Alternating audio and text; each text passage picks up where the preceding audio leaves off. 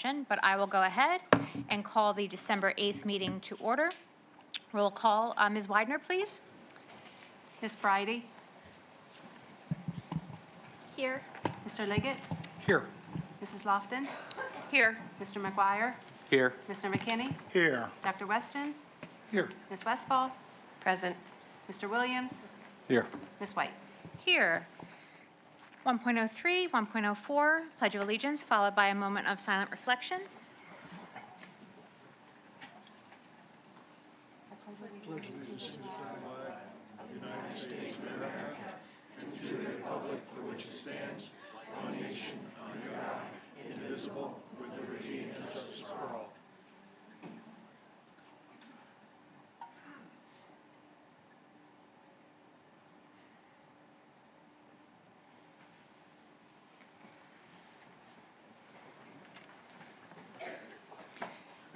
Mrs. Lofton, would you mind taking 1.05, which is the reading of the mission statement?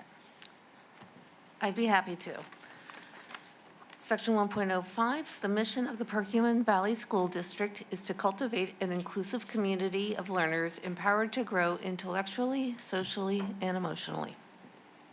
Thank you so much. 1.06 is the approval of the agenda. Is there a motion to approve? So moved. Is there a second? Okay, so it's a motion by Mr. McKinney and second by Dr. Weston. All in favor? Aye. Against? Motion carries. 1.07, approval of the minutes. Do I have a motion to approve the minutes for November 10th and December 1st? So moved. Okay, is there a second? Second. Okay, so the motion was made by by Dr. Weston, and the second was made by Mrs. Lofton.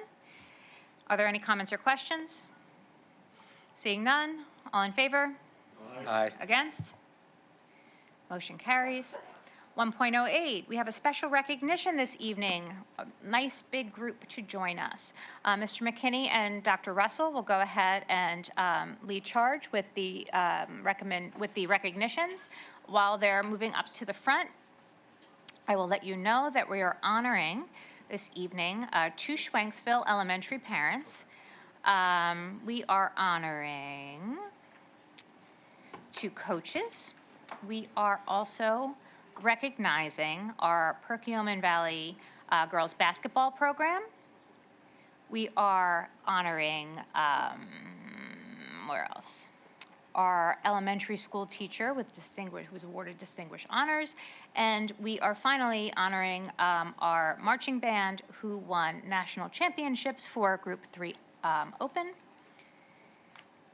this past November at MetLife Stadium. Thank you, Ms. White, and good evening, everyone, and thank you for coming out this evening to honor your children. And as Ms. White mentioned, we have quite a list to honor this evening, and we have some slides. Thank you. We have some slides to coincide with our board recognition, if you could advance, and we'll begin with Schwenksville Elementary and the Reading Nooks, and we have Mrs. Krista Venza, who is the principal of Schwenksville Elementary, to recognize the individuals this evening. Thank you very much. This evening, we would like to recognize 2 Schwenksville Elementary parents, Mr. Berger and Mr. Maza, for their remarkable generosity and craftsmanship. Each of them designed, built, and donated one of our reading nooks, contributing their time, skills, and materials to create inviting spaces where students can relax and enjoy reading. These cozy nooks have quickly become favorite spots for our students and a wonderful addition to our school.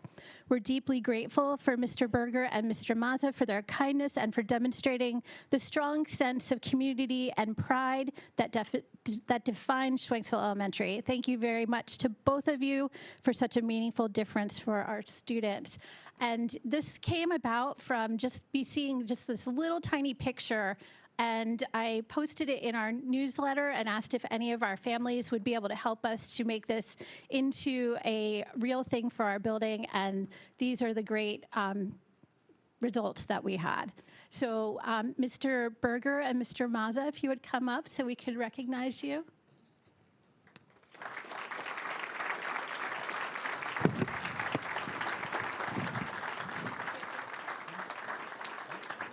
this one. Thank you so much. Thank you so much.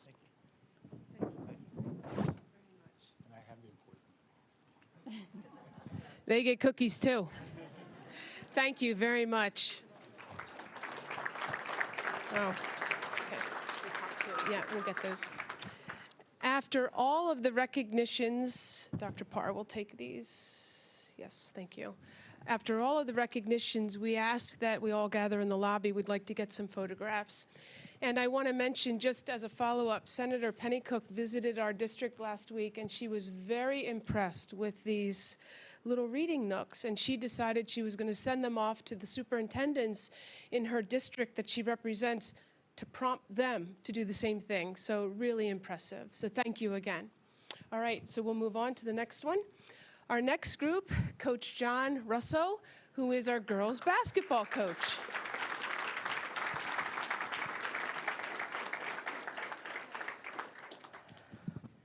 Good to see you again. Congratulations. Coach John Russo was named the 24-25 NFHS Pennsylvania Girls Basketball Coach of the Year. And Coach Ryan Sullivan, who will also be recognized in a few minutes, was selected as the 2025 Penn Track Cross Country Boys Coach of the Year. But let's start with Coach Russo. Now entering his 6th year as the head coach of the Perkiomen Valley Girls Basketball Program, Coach Russo has led the team to extraordinary success.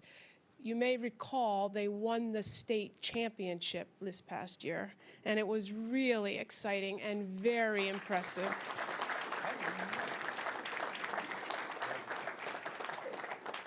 Under his leadership, the Vikings have compiled an impressive 118 wins, 22 loss record, secured 3 consecutive PAC championships, 3 consecutive District 1 championships, and they captured that PIAA 6A state championship last year. His team is here this evening. We'd like to recognize our student athletes. Congratulations, girls. They are once again off to a great start, 2 wins this weekend, so congratulations. So we will, okay, yeah, give them another round of applause. As I mentioned, in addition to Coach Russo, we'd like to recognize Coach Ryan Sullivan, and if he is here, I'll ask him to come up. Yes, Coach Sullivan.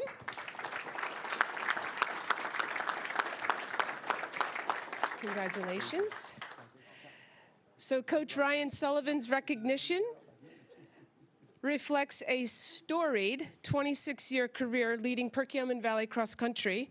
Under his leadership, PV teams have earned 14 PAC titles, a district championship, numerous state-level finishes, and they've produced state medalists, including a state champion. This season, the boys' team reclaimed the PAC title, qualifying for states for the first time since 2004. Congratulations on that. Fifth in the state. Finished 5th in the state, 3rd in the district. 3rd in the district. So again, outstanding performances. We are incredibly fortunate to have both Coach Russo and Coach Sullivan guiding our student athletes. Their successes are fueled by exceptional training, purposeful coaching, and strong relationships that they build with athletes, families, and staff. And these are the qualities that exemplify the leadership, character, and commitment that's at the heart of Perkiomen Valley. So thank you for all that you do, and congratulations. And you get a cookie, too. You get to pick a cookie. Oh, you got one. And you can't leave. Okay. You got to stay. Thank you. Okay, we'll Yes. get your picture. Thank you. Ladies, thanks for coming out tonight, too. That's great. All right, now we'd like to welcome Mrs. Kelly Wojcik. And I will call up her building principal at Evergreen Elementary, Mr. Ryan Marsh, who will talk a little bit about the distinguished honor that Mrs. Wojcik has recently received. Good evening, everyone. It's wonderful to see all these recognitions this evening, and so far it's all at the state level, which is pretty incredible, right? And it's going to continue right now. Hi, Kelly. Good to see you. So let's welcome Mrs. Kelly Wojcik. She has been awarded one of the most distinguished honors for elementary teachers in Pennsylvania, the Hilda M. Sunderman Award. This award is presented annually by the Pennsylvania chapter of the National State Teacher of the Year in PA organization, of which Mr. Kevin Tomlinson, our fourth grade teacher, is a member, having been a finalist last year, one of the 12 best teachers in the state. That group nominates one recipient, and that recipient can be nominated by the Teacher of the Year finalist, past or present. And this year, PV's Kevin Tomlinson nominated her. The award honors Hilda Menke Sunderman, a beloved Pittsburgh area Teacher of the Year from the 1970s, known for her deep love of children and dedication to the profession. The recognition celebrates teachers who exemplify that same spirit and commitment. This year's recipient reflects everything this award stands for. Kelly, you are compassionate, you have an extremely high level of skill, you're unwavering in your belief in your kids and unwavering in your belief in what can be done for them. So please join me in congratulating Mrs. Wojcik, the 2025 Hilda M. Sunderman Award recipient in the state of Pennsylvania. Congratulations. Thank you. Good job. Good job. Thank you for doing that. Mrs. Wojcik has been around for quite some time. She was a former student a couple years ago, and she has touched a lot of lives in a very positive way. So thank you again to Kelly Wojcik, and congratulations.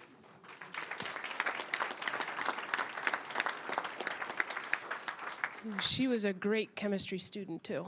Outstanding. All right, and finally, I am honored to recognize our very own Marching Vikings. This season, they completed an undefeated run, earning first place in their division at the U.S. Bands Group 3 Open Class Championship. Group 3 includes bands with 60 to 74 members, and Open Class represents the most experienced and competitive ensembles. Facing bands from Pennsylvania, Maryland, Virginia, Connecticut, and New Jersey, our Marching Vikings earned an outstanding 96.3 out of 100.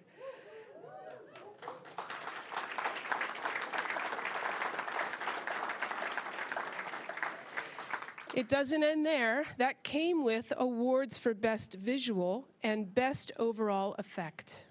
Their score also ranked 5th among all 123 bands across every division and size, competing throughout that championship weekend.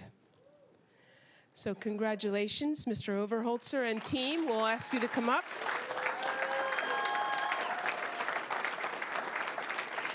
The Marching Vikings are guided by an exceptional team whose leadership is truly instrumental in the band's success. I applaud their dedication, talent, and unwavering commitment to our program.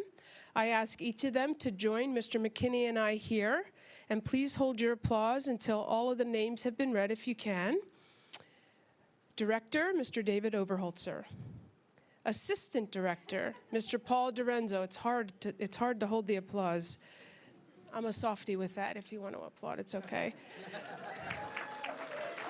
Well deserved. The Percussion Director, Ms. Stephanie Miller. Congratulations. Outstanding. Paul. Thank you. And we have the percussion staff, Pablo Ramos, Kelly McClade. They're not all here. Okay, we'll read the names. Maddie Acuna, Robert Lazenberry, and Matt McNeil. The color guard director is Jen Ryan, and the color guard staff includes Maurice Yates, Hannah Pauling, Melody Callis, and Alyssa Sassaman. Congratulations to all of you in leading. Ryan, you can go to the next one. Congratulations to the leadership team. We did grab the video from the national. Skipped all The last minute, is that what? Okay. You don't want to take longer. Listen, this is all about you. So yes, it's okay. It's all right.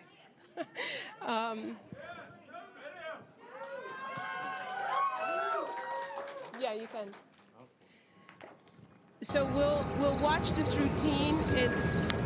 Oh, he said jump to the last minute or so. So we can move through. We're gonna watch the whole thing. Okay. Team, your people want us to watch it. So we pulled the video from the national championship.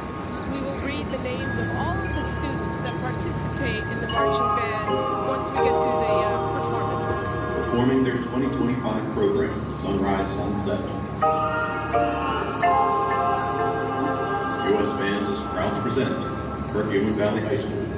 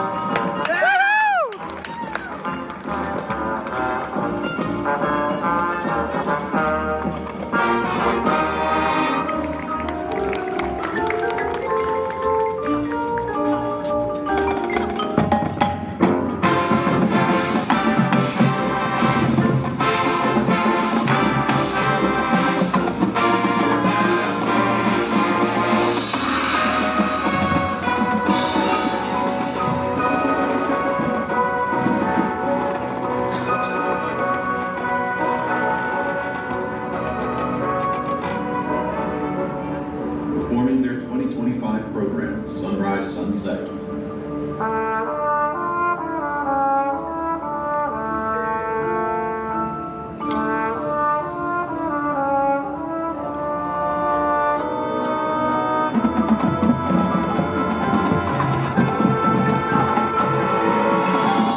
Perkins Valley High School.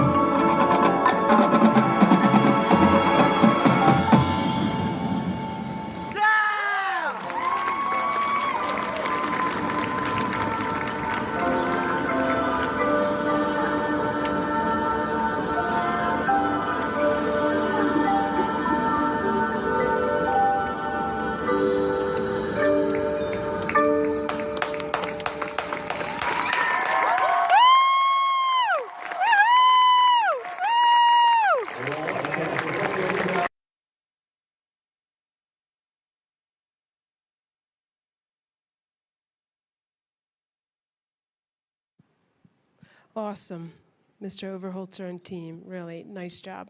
So we'd like to call up each of the students that participates in our marching band, recognize them, and offer them a cookie. And then take a photo afterwards. But really, a wonderful performance. So Miriam Abubaker, Claire Alvare, Colin Arnold, Gavin Arsenich, Alex Atherton, Abby Batchelder, Camden Berwager, Juliana Bono, Frank Buono, Peyton Campley, Miles Class, Lane Coburn, Gavin Couch, Jackson Coyne, Lucas Croy, Jayla Daniels, Lucy De Leon, David Deacle, Elizabeth Deacle, Grayson M., Angie Agawe, sorry, Joey Ferenchik, Sinai Flores Rosales, Owen Hamilton, Trevor Hess, Lindsay Hoffman, Yavanna Holmes Thornton, Kaylee Hirel, congratulations, Robert Ianiri, Amaya Jane, Alexis Young, Jason Kozinski, Emily Nee, Abigail Leigel, Dana Linehauser, Madeline Lee, Anna Malloy, Nora McLean, Olivia McGinley, Skylar Menser, Ben Morissette, Riley Munera, Jane Nee. Basil Afasu Dunko. Alexei Pilipovsky. Gavin Piperno. Evelyn Rodarmer. Arden Rudder. Hope Sorrow. Aiden Sassaman. Manasvi Sharma. James Singara. Ryan Shive. Jackson Sconier. Josh Stiebner. Caitlin Stiebner. Jackson Sullivan. Ripley Valerio. Avi White. Miki Wilmuth. Emma Witt. Christina Yeager. And Ryan Yin. Congratulations to all of our honored staff and students.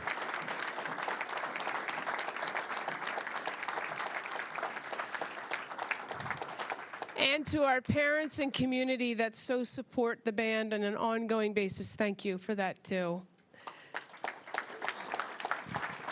We will take a 5-minute recess to grab those pictures and congratulate a little bit more. And again, thank you for coming out tonight.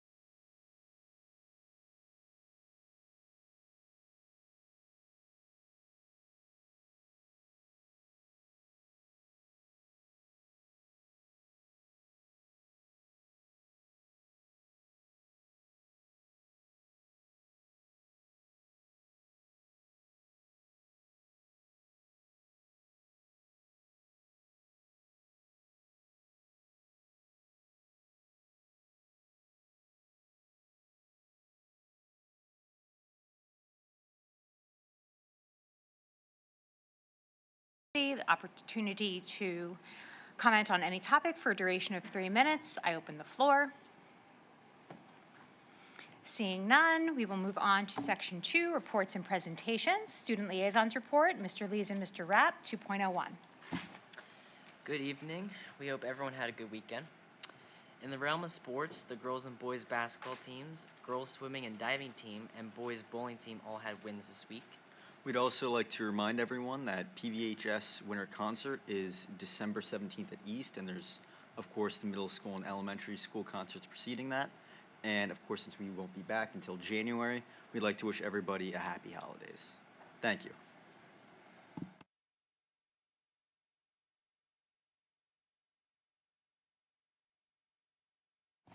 Thank you so much. 2.02, President's Report. This evening, for my President's Report section, we have a special presentation, a proclamation to Ms. Widener. And so I'm going to, because it's a proclamation, I'm going to stand.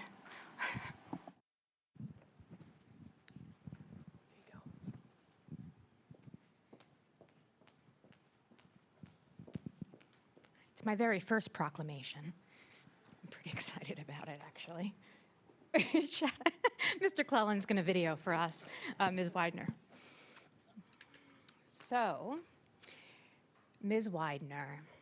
Whereas for the past 20 years, Ms. Lori Widener has faithfully served the Perkiomen Valley School District with exceptional professionalism, integrity, and dedication. And whereas throughout this period of distinguished service, Ms. Widener has consistently demonstrated a steadfast commitment to excellence, contributing to the success of the Board of School Directors, faculty and staff, students, and the broader school community. And whereas Ms. Widener has been recognized as a trusted colleague, a valued team member, and a positive influence whose work ethic, knowledge, and compassion have strengthened our organization. And whereas through countless initiatives, daily interactions, and unwavering support, Ms. Widener has embodied the core values of our district and has enriched the lives of all who have had the privilege of working alongside her. And whereas the legacy of Ms. Widener will endure through the systems strengthened and the relationships built during her remarkable 20-year tenure. Now, therefore, it be resolved that the Board of School Directors extends its heartfelt appreciation to Ms. Lori Widener for her extraordinary service and lasting contributions, and be it further resolved that we congratulate Ms. Lori Widener on her retirement and offer our best wishes for health, happiness, and fulfillment in the years ahead. Proclaimed this 8th day of December, 2025 by the Perkiomen Valley Board of School Directors.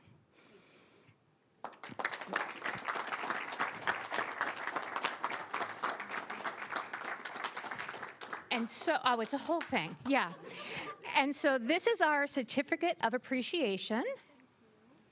And that certificate is proudly awarded to Ms. Lori Widener in profound recognition of her exceptional dedication and invaluable contributions as the administrative assistant to the superintendent, many of them, of Perkiomen Valley School District, and as the secretary to the Perkiomen Valley Board of School Directors, presented on December 8th, 2025, by the School Board of Directors. And this is from us to you, with much appreciation and congratulations. You're welcome so much. And you get a cookie too. Thank you so much, Ms. Widener. And we really do truly wish you the absolute best in retirement. And we welcome Ms. Reefer. Thank you so much.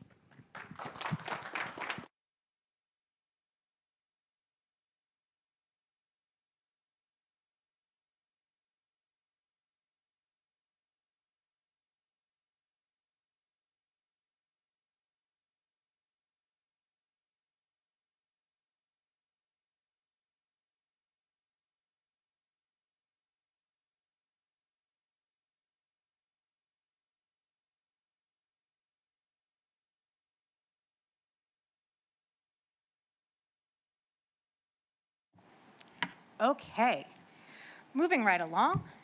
Superintendent's report, Dr. Russell. Well, it's very difficult for me to top that, but I would like to echo. Proclamation. Yeah. I would like to echo what Ms. White just shared with the group, and again, just to emphasize the value that Ms. Widener has brought to the school district these past 25 years, and the 10 or so, 15 that we've spent together in some capacity as assistant superintendent or superintendent. I'm very thankful and very appreciative of all that you've done. Nothing was ever too much trouble. And again, we welcome Megan Reefer and look forward to her service as the administrative assistant to the superintendent as well as board secretary. And Laurie, I wish you only well in the next journey that you head down. Thanks.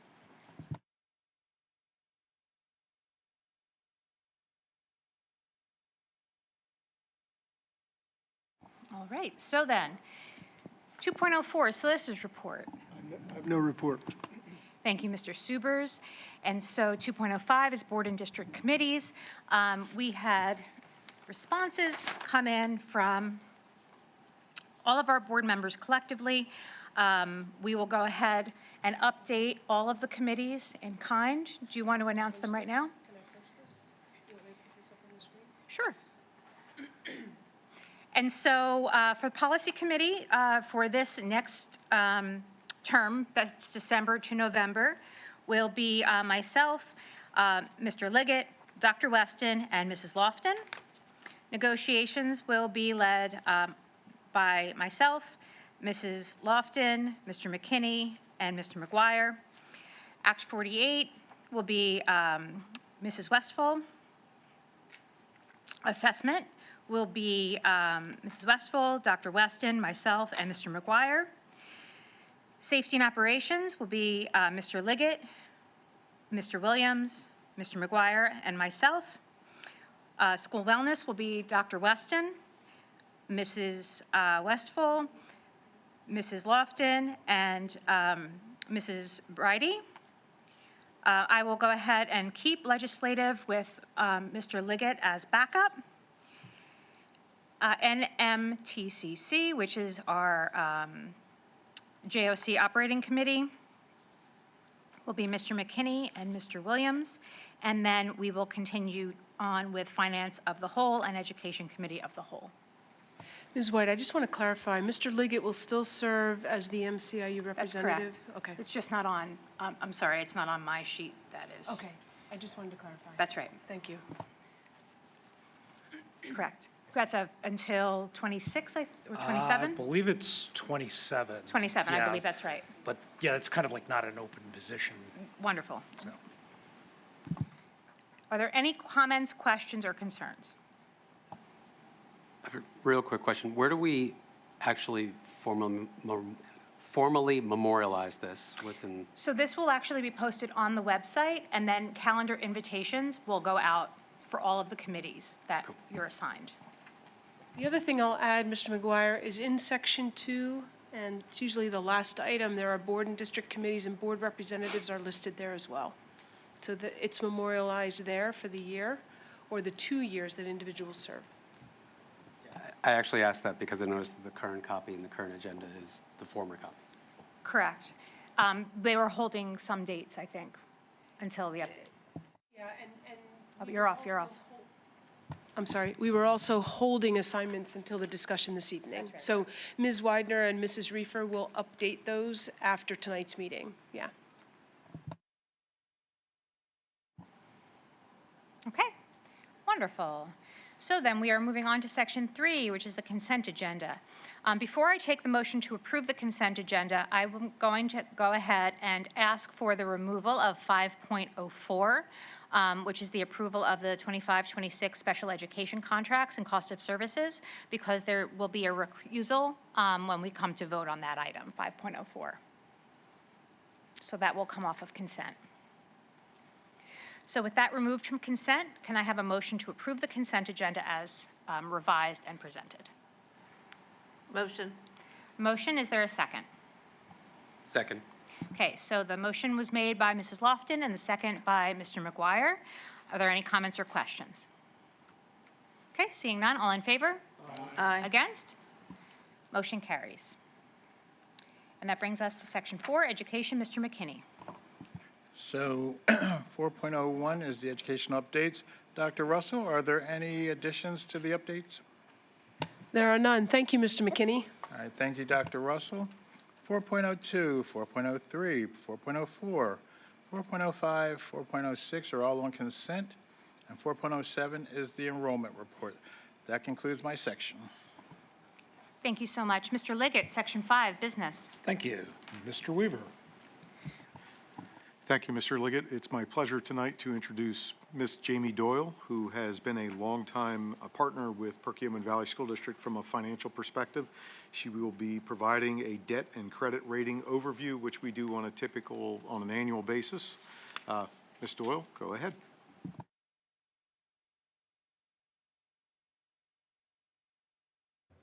How about now? Very good. And I just wanted to comment, sitting through your recognitions and achievements, that's really something to be proud of, and a very hard act to follow, but I'll do my best. Nothing clears a room like public finance, however.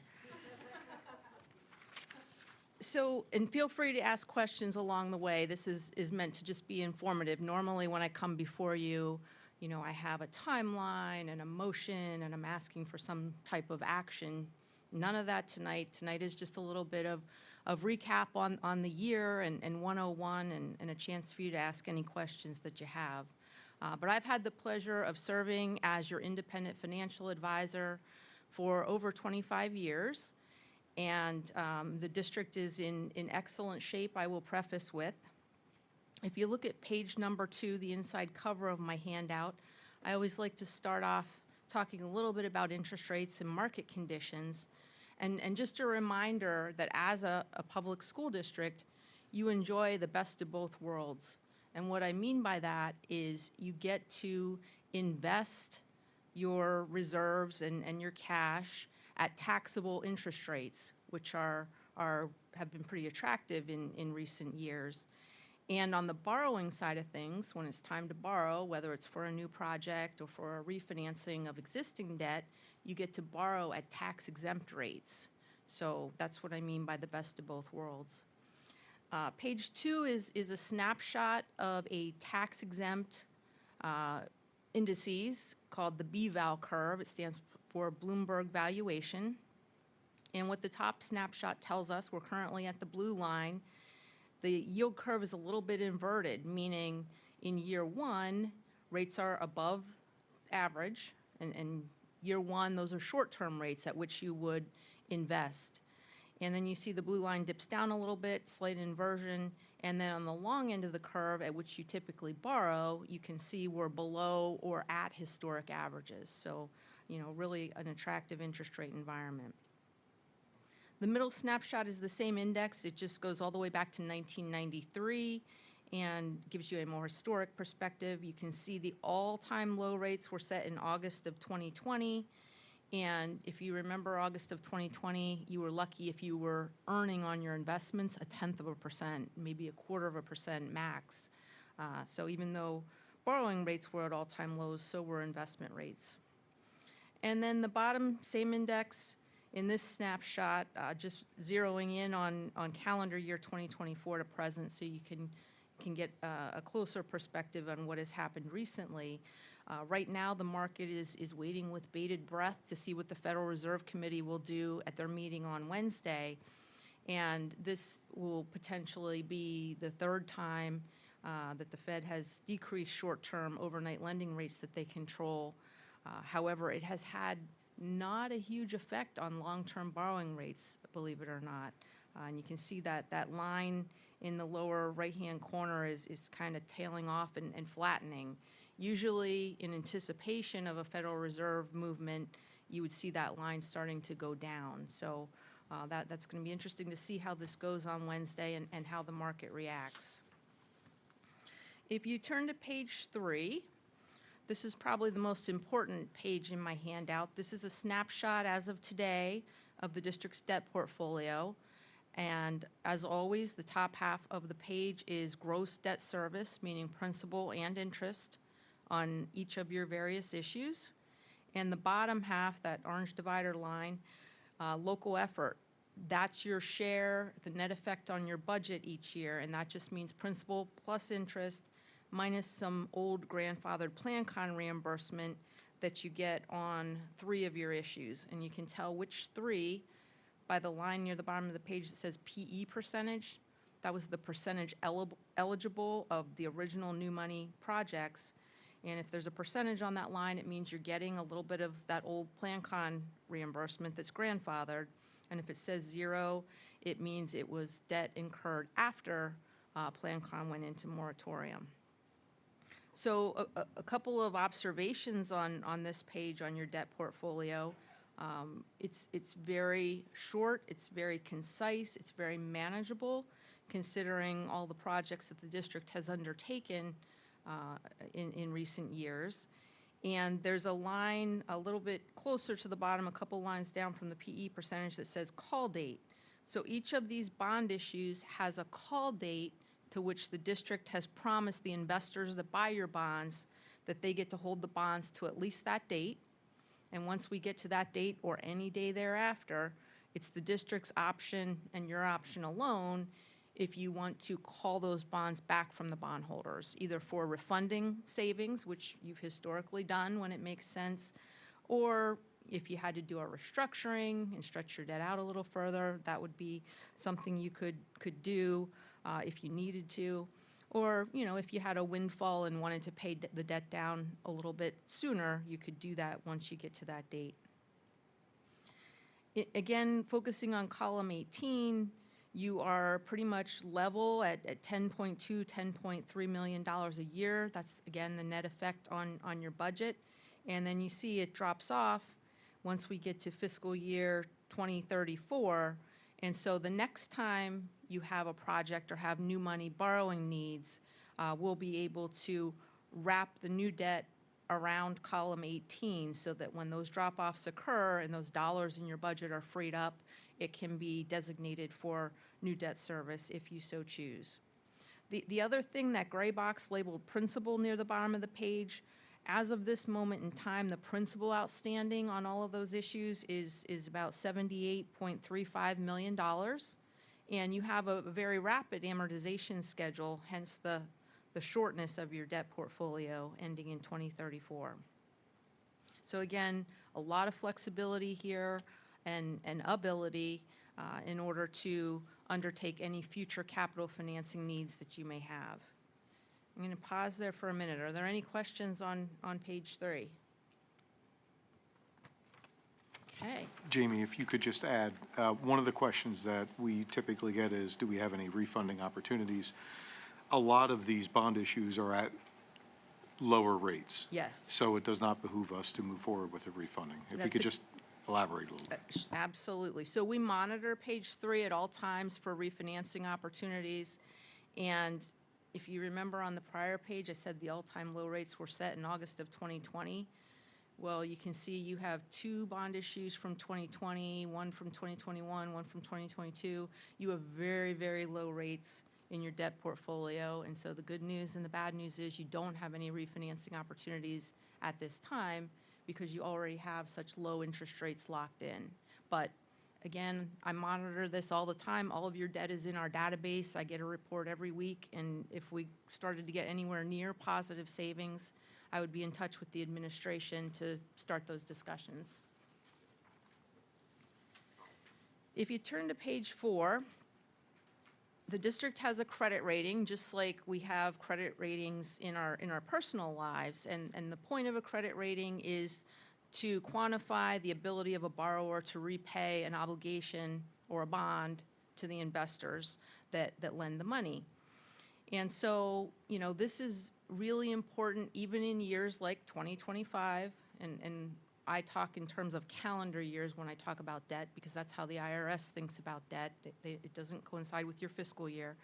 But even in years like 2025, when you didn't have a borrowing, it's still super important to maintain your credit rating, just like in your personal life.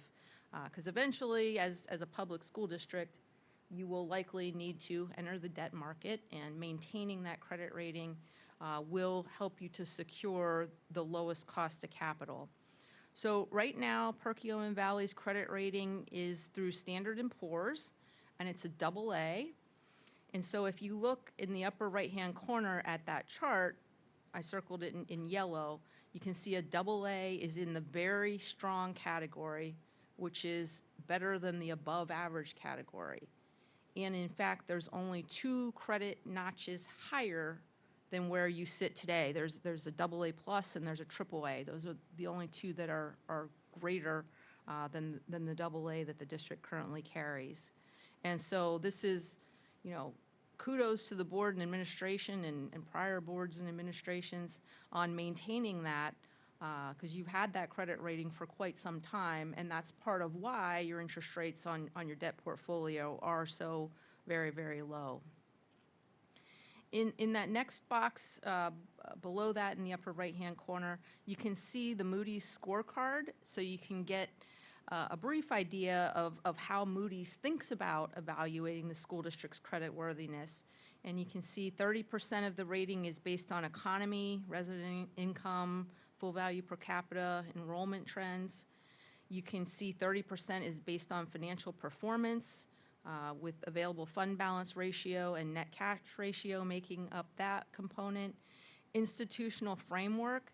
The institutional framework is only 10%, but it's the same for every single Pennsylvania public school district because it's based on the state's credit rating and the limitations of Act 1. And so everybody's institutional framework rating is the same for that 10%. And then lastly, they look at leverage, they look at your long-term liabilities ratio and your fixed cost ratio.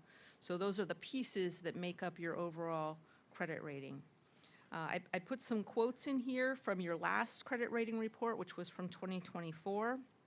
So Moody's continues to be very impressed with your budgeting process and results and your reserves. They're obviously, cash is king, so they're obviously very focused on your reserves.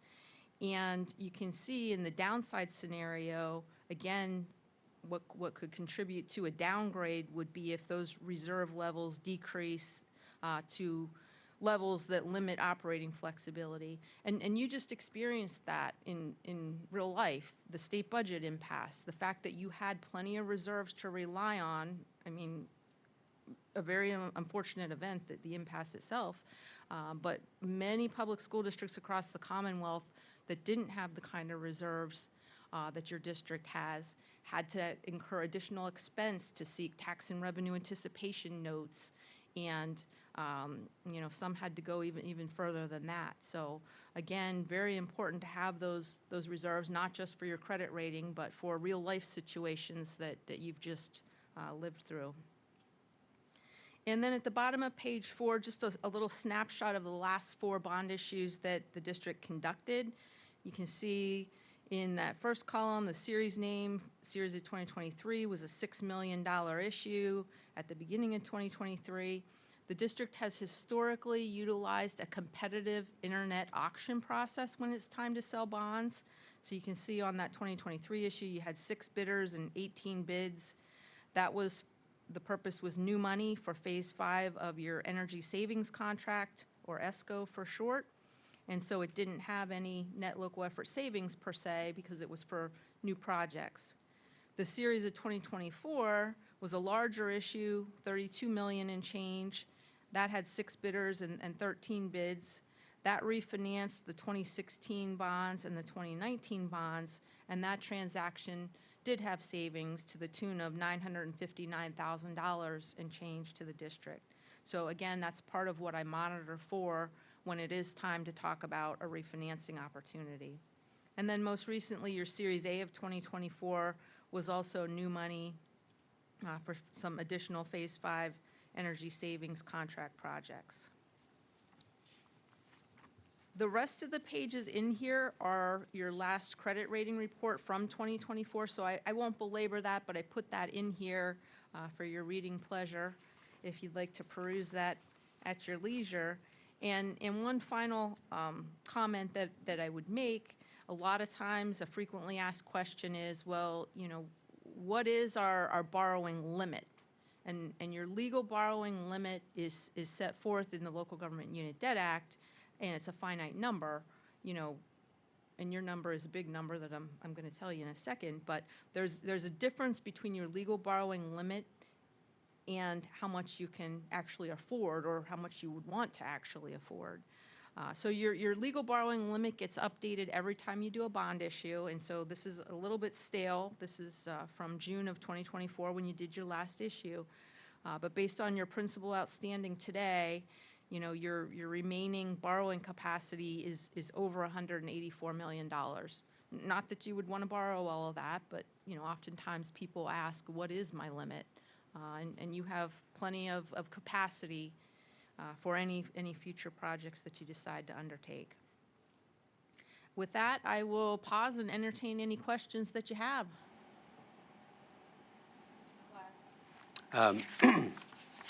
With the debt scorecard, the credit rating from S&P AA, is there an equivalent Moody's scorecard rating, or is there a quantification for the Moody's Go Bond scorecard?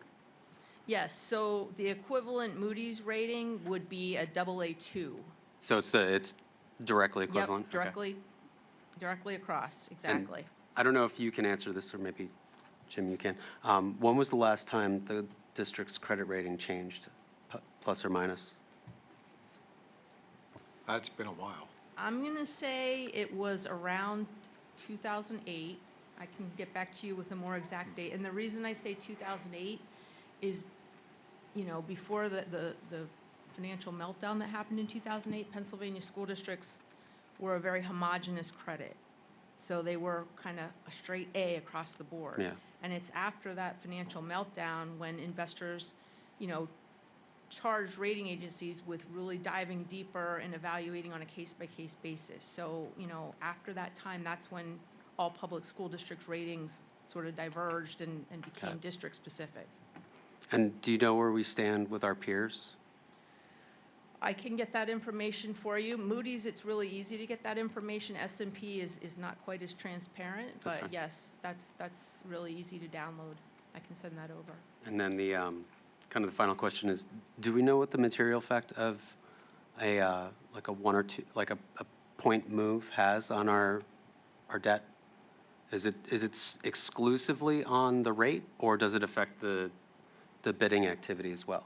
Like if we went down or up? I mean, up obviously better, and I imagine that AAA is typically reserved for like the largest institutions, blah, blah, blah. So I get Sure. that, but down is obviously the more likely scenario. So what is the material effect of a single point downward rating and change? It mostly affects the rate.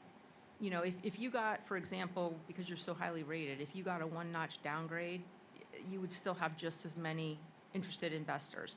If you got back all the way down into the B category, it would definitely affect the number of investors interested.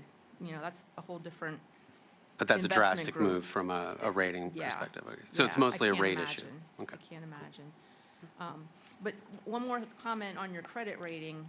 Again, even in years where you don't do any issuance, Moody's is doing constant surveillance. And so they will reach out. Sometimes they want to have a phone call. Sometimes they just want the administration to answer a couple of questions in email.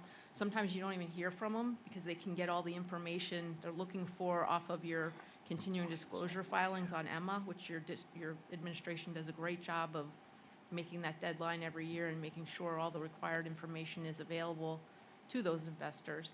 But, you know, it's a constant maintenance of that rating to keep it in good standing. I'd like to recognize the goat statue in front of Jim.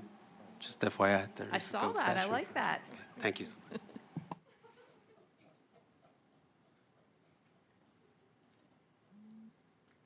Any other questions? Well, if So, any, I sorry. have a quick question. And so for the reserves, they're looking at all of the reserves regardless of how we categorize them. So we have our capital fund reserve, and then we have our unassigned fund reserve.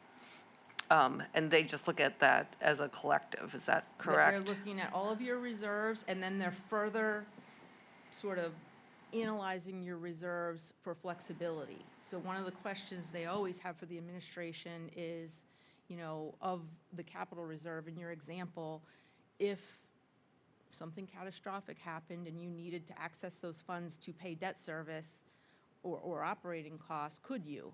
You know, they're also analyzing, you know, your ability to access those various pots of money. So the money that we take from a bond issue can only be used for capital projects, is that correct? Correct. Okay, so that money would essentially be siloed, Yes, and we wouldn't be able to tap that, but right. what currently exists in the capital, I don't know, I forget how all the different funds are labeled, but that money that comes from our previous overages, we're free to use that as we see fit. So we could use that for balancing the budget or something of that nature if we so chose. So, Mrs. Lawton, yes, that's why we've set up the majority of those overages, performances in the general fund throughout the years and refunding opportunities in the general fund and the capital reserve within the general fund. So we do have that flexibility. We can maneuver those monies from the capital projects reserves in the general fund, because it's still in the general fund, into the unassigned fund balance if we so need it. Okay.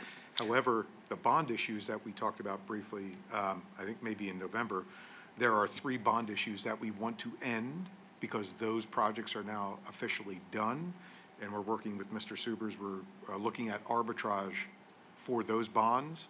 Once we receive that information from PSD LAF to make sure that we don't have any arbitrage issues, then we're working on maneuvering those monies from those debt services, existing debt service monies, into the general fund, into the unassigned fund balance as well. We're not there yet.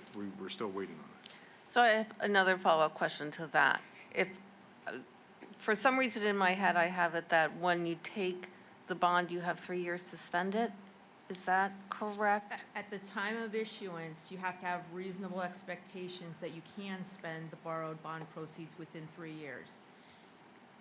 If you don't get it all spent, because Lord knows COVID and things can mess up the best laid plans, all that happens at the end of that 3-year mark is if you borrowed, for example, at 3%, after the 3-year mark, if you earn anything over and above 3% on the unspent proceeds, to Mr. Weaver's point, that's positive arbitrage, and that would need rebated to the IRS. Okay. So we could take a bond for a certain amount of what we project, if we think that rates are favorable, for projected expenditures over the next 3 years for our capital projects, and then not have to draw down from that capital fund that we have. So we have like that $5 million fund, correct? So we could essentially not necessarily be digging into that for all of our capital projects, but be looking into a bond for that. Yes, we could issue a bond for any additional capital projects. Specific to that bond in the indenture, it would state what those capital projects are, or reasonable expectations. Okay. And work with Mr. Subers to make sure that we could make it as flexible as possible. Brian, is there anything to add to that? We always put in a variable for other capital projects in a stated purpose for the bond issues. So it would have to be, again, a capital project, but you can spend those monies on other capital projects. And then knowing that the Fed is meeting this week and with a projected rate reduction and possibly another projected rate reduction later in 2026, do you have a, crystal ball projection of when you think might be a great time to take a bond? I do not have a crystal ball. However, I do monitor very closely. They poll all kinds of industry participants, and this time's a little different. The projection through 2026 is that the long end of the curve, long-term fixed rates, aren't going to come down a whole lot. That, when the Fed decreases short-term rates, if you look at page 2 for a second while I'm saying this, the yield curve's inverted right now. So what seems to be projected and seems to be happening, even with the rate decreases that have occurred so far, the front end of that blue line is coming down, but the back end isn't. So it's just forming the curve into a more normal upward sloping curve as opposed to lowering everything in lockstep. So looking at that and looking at our wrap structure, that actually kind of works out perfectly for us at that 10-year mark. Okay, it's all clicking now. Yes, so, Okay. so to your point, because your column 18 is so nice and short and concise, you know, depending on how much you were looking to borrow and when you were looking to borrow it, you're not really way out there on the long end of that curve. You are kind of in that, the belly of the curve, which is a really attractive point.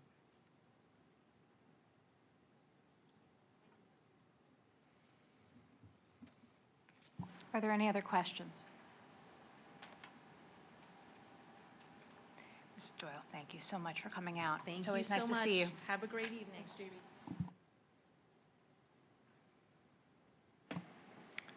Do you have anything else for us tonight? I have nothing else. Thank you, Mr. Liggett. No problem. Thank you. Items 5.02 and 03 are on consent. 5.04 was asked to be taken off of consent, and so I will make a motion then to approve the special education contracts. Is there a second? Second. Okay, so Mr. Liggett has made the motion. Mr. McKinney has seconded. Are there any comments or questions?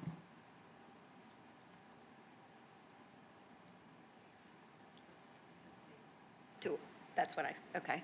So I am an employee of General Healthcare Resources, which is one of our special education contracts. And so I believe I need to recuse myself from this vote. Yes, that would be appropriate.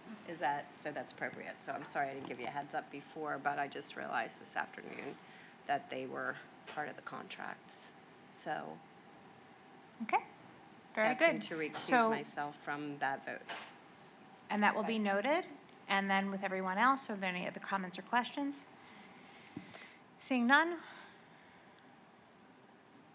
Go ahead.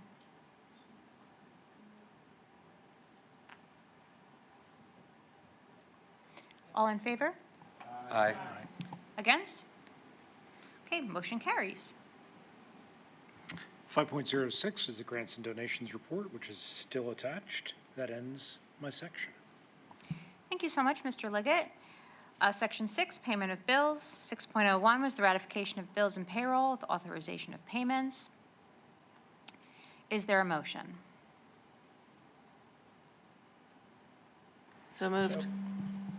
Is there a second? Second. Okay, so the motion was made by Mrs. Lofton, second by Mrs. Westfall. Any comments or questions? Okay, seeing none, all in favor? Aye. Against? Motion carries. Section 6.02, I am looking for a motion to approve the treasurer's report and financial statements. Motion. Okay, and is there a second? Second. Okay, so Mrs. Lofton made the motion, and Mr. McGuire is second. Any comments or questions? Seeing none, all in favor? Against? Motion carries. Section 7, professional personnel, Mrs. Lofton. Thank you, Mrs. White. Section 7.01 was on consent. 7.02 was removed from the agenda. 7.03, 04, and 05 were on consent. 7.06 is the approval of co-curricular appointments. Request to ratify approve the provisional employment of the following personnel for co-curricular appointments pending fulfillment of all statutory requirements. If personnel approved within this motion are determined not to be PSERS eligible, PSERS costs as listed will not be paid in total. Cost of the district will be lower accordingly. And I am recusing myself from this motion, so someone else has to move this one. So moved. Okay, is there a second? Second. I'm sorry, I missed the second. Mrs. Westfall. Okay, so the motion was made by Mr. McKinney with second by Ms. Westfall. Any comments or questions? Seeing none, all in favor? Against? Motion carries. Okay, and then section 7.07, action was taken last week, and that ends my section. Thank you so much, Mrs. Lofton. Dr. Weston, Section 8, support personnel. Thank you, Ms. White. Items 8.01 through 8.06 are all on consent, and that concludes Section 8. Beautiful. Thank you, Dr. Weston. Section 9 is governance. 9.01, first reading and policies as presented. Comments or questions there? Great. 9.02, 9.03 are on consent. 9.04 is the appointment to North Monco Technical Career Center, JOC. And we will go ahead and ask for a motion to approve the appointments. The request is to appoint Dr. Todd McKinney and Mr. Kevin Williams to the NMTCC JOC to represent Perkiomen Valley School District for a term of 3 years. That's through December 2028. The term for the current terms for Mr. Fountain and Mr. McKinney expire this month in December 2025.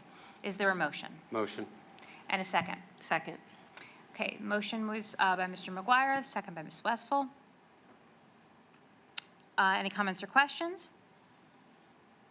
Okay, seeing none, all in favor? Against? Motion carries. Thank you both very much for your willingness to sit on that committee. 9.05 is on consent. 9.06 was a discussion for board and committee appointments. Does anyone have any additional comments or questions with regards to that? Okay, seeing none, that ends section 9. Brings us to section 10, closing items, comments from the audience. Board affords the opportunity to the public to comment on any topic for a duration of 3 minutes. I open the floor. Okay, seeing none, we will close comments. Comments from board members, 10.02, I open the table. I would just like to say to Ms. Widener, happy trails, and thank you for teaching me, putting up with me, and I truly appreciate it, and I wish you nothing but the best of luck. Then I say to Ms. Reefer, welcome aboard. Thank you so much, Mr. McKinney. Anyone else? All right, seeing none. Notice a video disclaimer, 10.03. 10.04 is adjournment. I will say that we had an executive session prior to discuss negotiations. Thank you so much. Have a great rest of the evening and have a rest of the year. This is our last one. Happy New Year. Absolutely. Thank you so much. Have a great day.